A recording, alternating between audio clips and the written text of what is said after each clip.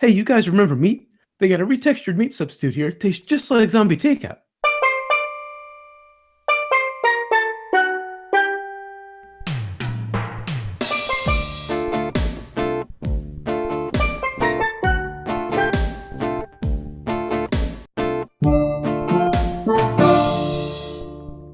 Hello and welcome to Zombie Takeout, the B-movie and cult movie show. I'm John.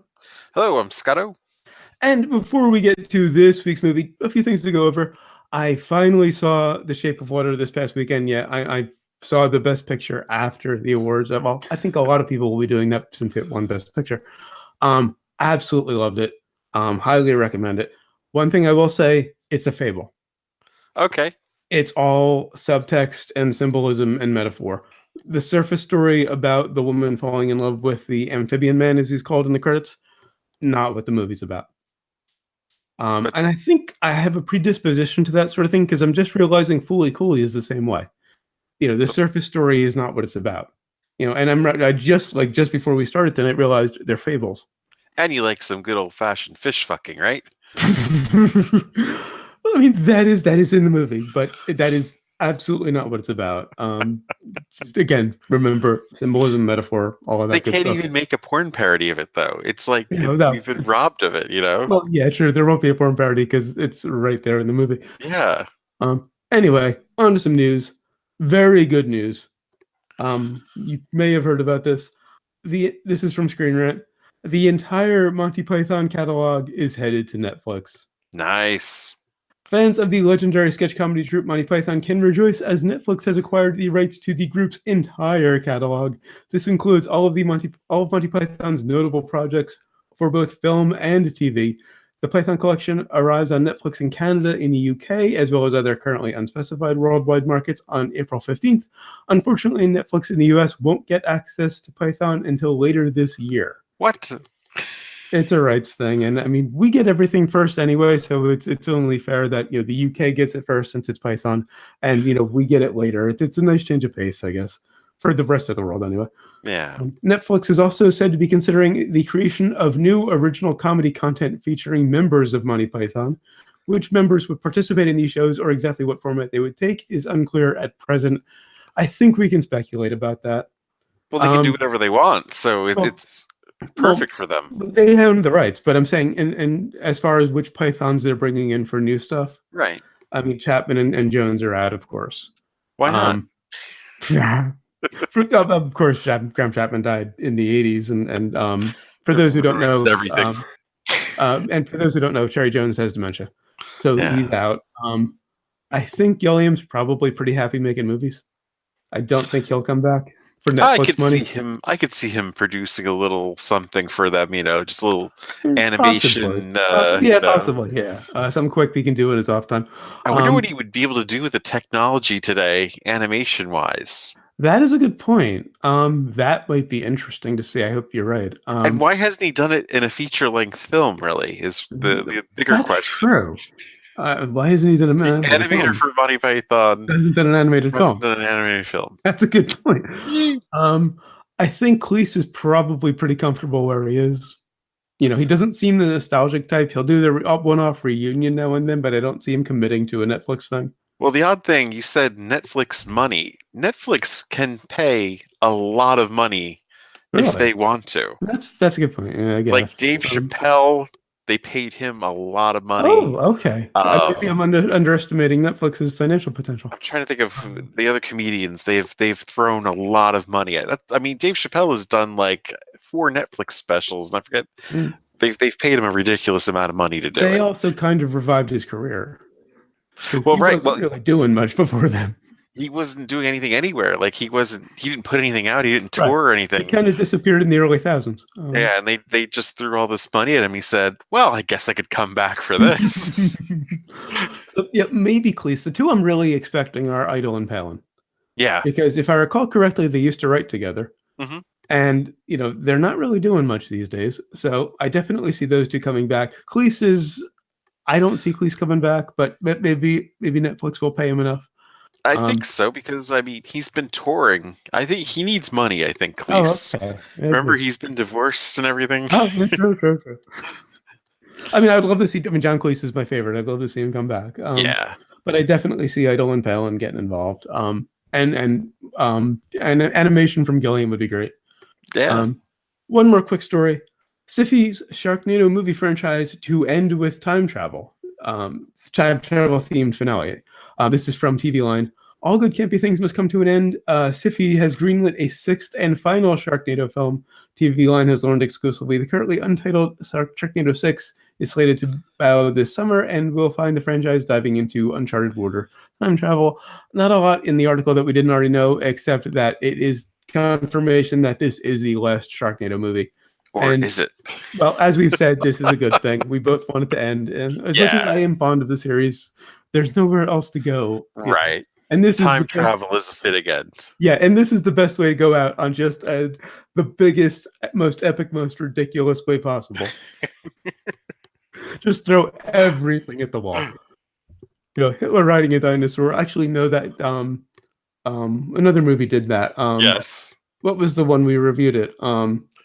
It was something about Nazis at the center of the earth. Nazis in space. It was the one where we went on the moon. Crazy. It was the sequel to Nazis on the one with Nazis on the moon, I think. Right. I don't remember the name.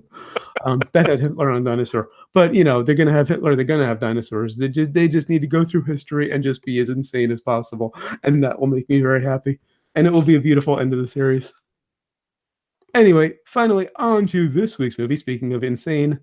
From 1979, Americathon. Of course, that brings us to the impromptu plot summary, sponsored by Clairvoyance. When you're right, you're right. But did you really need to be this right? And also brought to you by the National Indian Knitting Enterprises.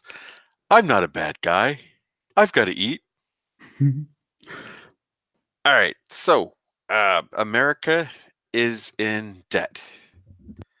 It's the year 1998. The future, of course. The gas crisis never ended in the 70s. But yet people still have their cars. They couldn't give them up. But America is in debt to a person who is going to foreclose on America. So our president, who has to decide what to do exactly, does not have a lot of good ideas. He's named Chet Roosevelt. I think the name says a lot. He's going to auction off or raffle off Grant's tomb, but they finally wise up and hire a consultant who suggests you have to have a telethon. And is there anything more emblematic of the 70s and early 80s than a telethon? Yeah, well, I think I even remember them in the mid 80s, some telethons too. But they think they were kind of a 70s and 80s thing. That people just called up to give their money to a cause. I guess public television still does that to this day, really. But they do pledge drives, not telethons. They don't have the ridiculous stage show with all the call screeners. They just show their best stuff and beg people to call between shows. And give tote bags in return, right? Yeah. So they hire an actor from who's a former movie star but now a sitcom star, and they do a telethon for an entire month, which I don't think that's done. No, nobody's done that. Nobody's done that. Even Jerry Lewis, it was like a week. Yeah, it was just the weekend. Oh, it was a weekend. Okay. I think it was it was usually the Labor Day weekend, the Jerry Lewis telethon. And so they have a lot of terrible acts. There's a lot of people trying to sabotage this telethon, and a few military attempts at taking over the telethon. The president gets kidnapped in the middle of the telethon. But of course, Foreman dances, which is one of the most disturbing things I've seen. Yeah, there's a lot of disturbing in this. But hilarity ensues. And it opens with these claymation dinosaurs. I mean, Stan Winston would be proud. It was very creative.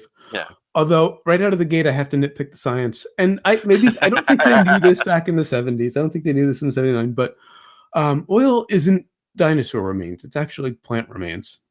That's what turned into oil. Have to nitpick that. Though Well, they're it's like the joke from Airplane too. In the Mhm. beginning it was dark, and then there were the Yeah, dinosaurs, and they right, died and right, turned right. to oil. um, Because it was like, tell me about this from the top. uh, so they start in prehistoric times, and then they jump to the 70s, and it's kind of the history of where they got in '98. And they're talking about the gas crisis, and they mention that people were nozzle whipped, Nozzle whipped.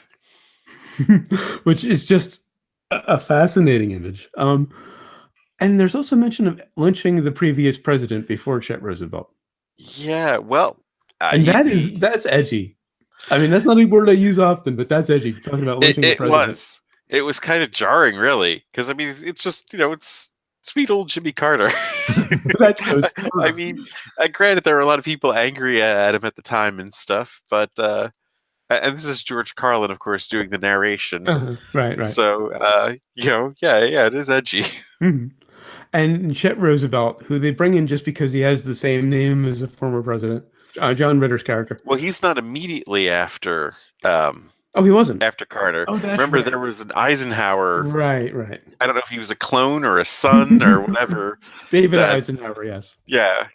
So right, they just elect presidents because they have presidential Right, right. And names. then Chet Roosevelt. And as we were talking about before the show, Chet Roosevelt is Jerry Brown. Right. It's sort of like an indictment of the boomer generation Yeah, yeah. and in general, I thought, and how, but yeah, you're right. It is Jerry Brown because this is a very California centric movie too. California Uberella should have been the theme song for the movie. Definitely. I don't think it had been written by, I think it was an 80s song, but still, it should have been, it would have fit perfectly. Someone should recut that. I think it was about a year away from coming out, actually. Oh, okay. It was really, if not around the same time, but Mhm. probably this was done before the song was recorded. Um, yeah. So, in fact, I'm very surprised the second Bush administration actually named their Crawford Ranch the Western White House with this movie in existence. Yeah. This movie predicted a lot of things. Because I mean, you can see Jerry Brownham, but you could also easily see Clinton. Oh, You yeah, yeah. could see the Sure. second Bush in them too. Yeah, yeah, yeah. I apologize for that sound. Whenever I turn off my mic, it comes back to me. Oh, But the film's official coming attractions trailer included the quote, "See Americathon at your local theater before it happens in your own front yard." Here are the predictions it got right. People's Republic of China embracing capitalism and becoming a global economic superpower. Nike becoming a huge multinational conglomerate. The right. collapse of the USSR. The depletion of U.S. crude oil production. An America with a devalued dollar and heavily in debt to foreign lenders. The prevalence of reality TV. Okay. Network television dealing with previously taboo subjects as normal.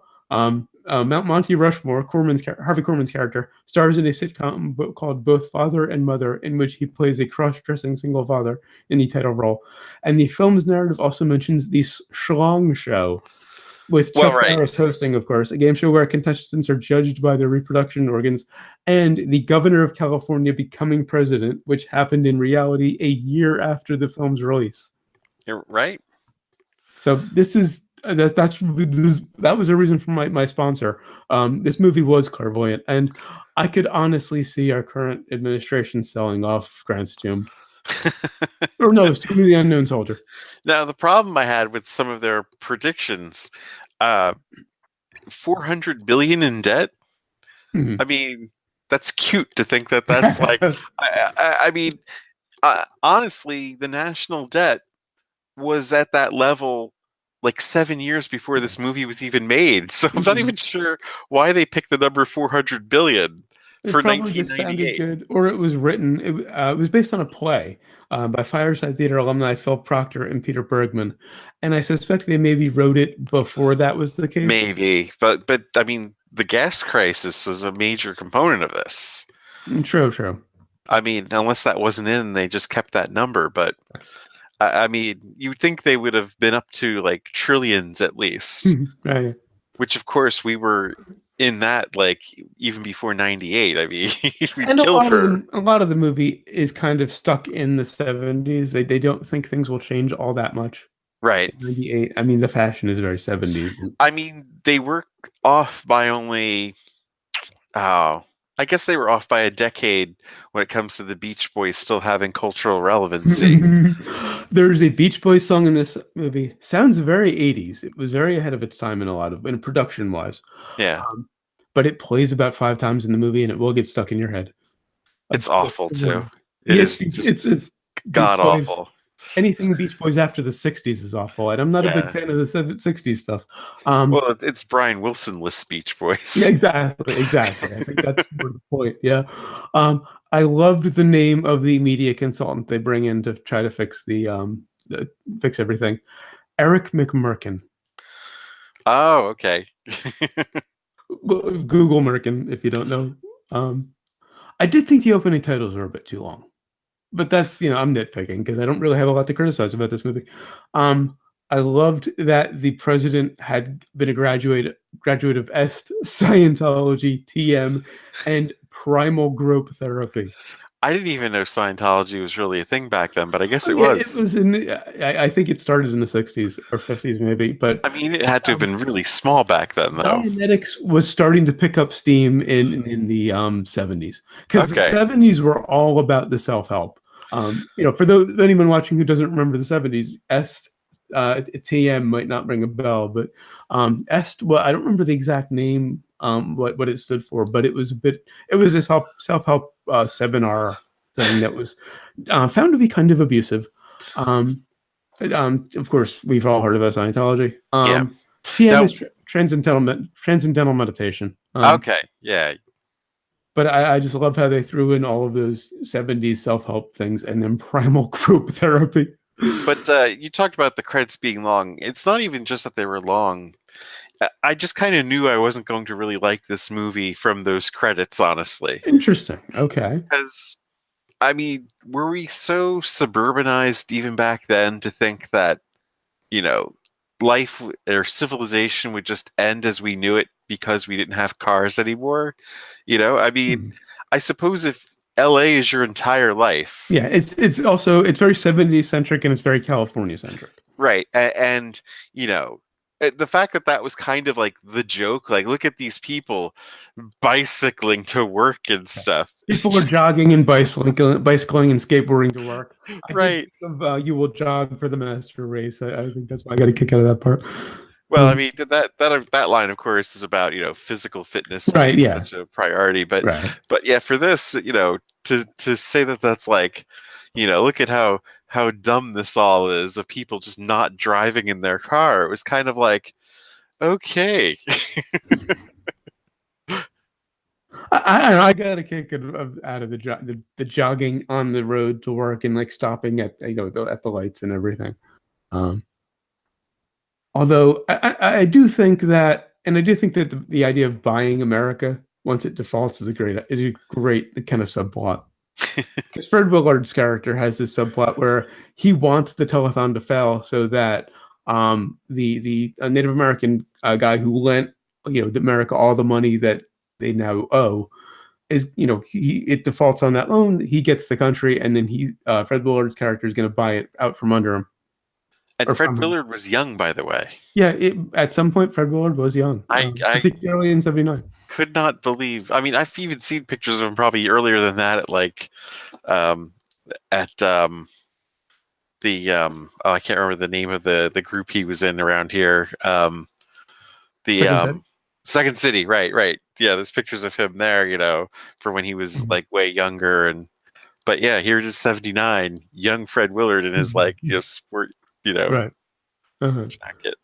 And there was a line about a guy who was dressed up as a clown. Who they're looking for hosts for the telethon, and one of the hosts they're considering this clown who they say was trying to sell oil well lamps and like pushing for oil well lamps. Right. And they pushed it a known environmentalist basically, and they were ruling him out for that reason, kind of ahead of its time in that sense that they were that the government in the movie was anti-environmentalist.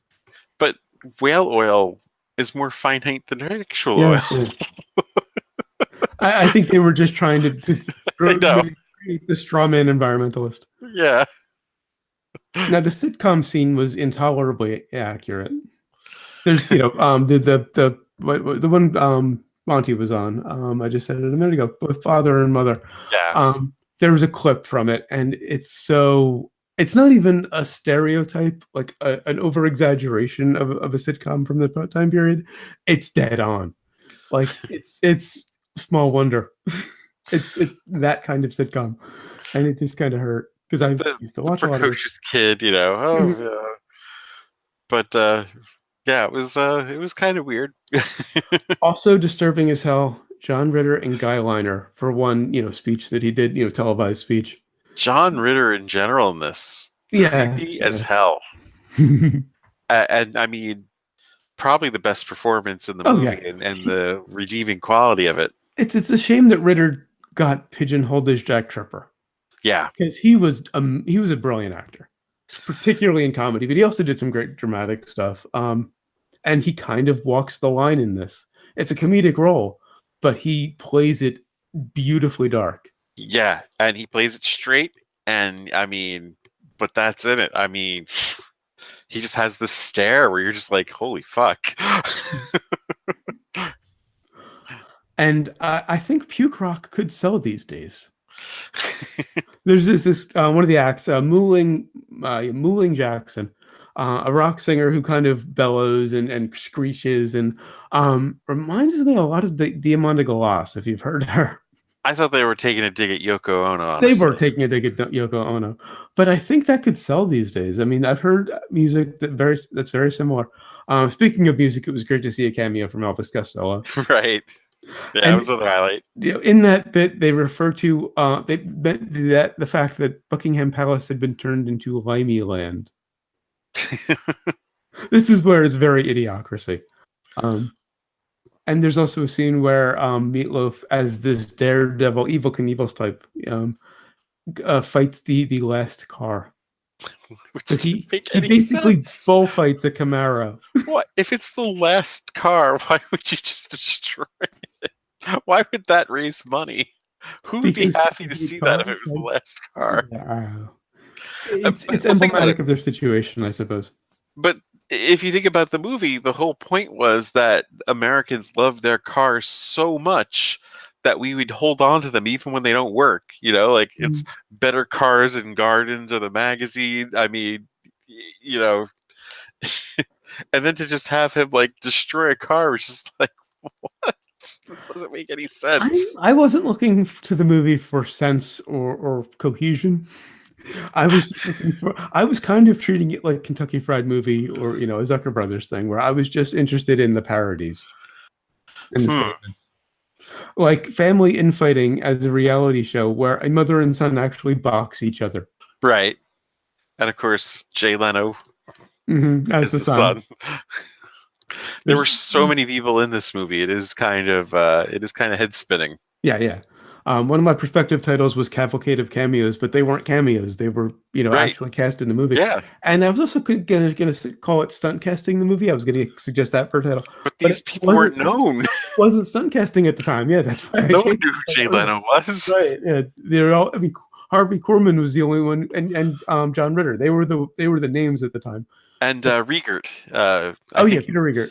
he was still, I don't know if this is after Animal House or before it. Oh, okay, It's okay. pretty close to it though. He Oh. doesn't have. I mean, But in addition to that, there's a scene where Oklahoma Ray, the Daredevil, Meatloaf's character, auctions off his blood. yeah. Um, and I loved the line about groping a sheep. They're talking about what acts to bring on to get the people interested because the telethon is bombing. And Monty Corman's character suggests groping a sheep. They want sex. Mm-hmm. Could have Was done without all the Eddie money. they did spend their money on the soundtrack Yeah, though. there's a lot of Eddie money in this There's movie. a couple Eddie Money songs in there. You got Elvis Yeah, Costello. a couple of the songs. Loved the use of "Don't Want to Go Back to Chelsea," loved that song. And then obviously the repeated Beach Boys. Uh, Sydney the Shrink from MASH was an Arab. Oh yeah, yeah. I thought that was him. I could have sworn one of the Arabs was also Eric Bogosian, Uh, but I don't. was he active at the time? That wasn't long before his one man show stuff. That was only a few years later. But I No, don't that was think. 90s. That was But I 90s. don't think he was ever credited. Right. No, he would have been very early in his career. Yes. He was in it. And I like that Monty got his wish. Someone was shot on stage. Right. And it was him. Oh, by the way, to promote the movie in 1979, Ted Coombs roller skated across the United States and back and gained a place in the Guinness Book of World Records. Of course. Of course, there had to be a giant stunt to promote this movie. Sequels and remakes? We're practically living in a remake. I don't think we need it. Yeah. On to brains. This is where it's going to get interesting because I really like the movie. I'm going 5. Wow. There were some good ideas behind it, some great people, but they just it didn't seem like they knew what the hell they were making here. Like, and yeah, a lot of the jokes were edgy, weird, but they just fell flat. So I'm going 2. Oh wow! All right. And what have you learned? The 70s seem like a fun place, but you would never want to visit or live there. And along very similar lines, I learned that the 70s were weird and not in a good Yeah. way. No. All right, so that's it for Americathon. Give this video a like if you enjoyed it. Subscribe if you haven't. Of course, down in the description, you'll find all of our links. Well, you'll find the trailer for Americathon and the IMDb page and all of our links, social media, links to subscribe to the audio version of the show via RSS and iTunes, both of our shows, and our email address and voicemail number. And of course, until next time, when we'll be reviewing Perfume, Story of a Murderer with a guest, finally having another guest on. Of course, always remember, never forget, wherever you go in life, There you are.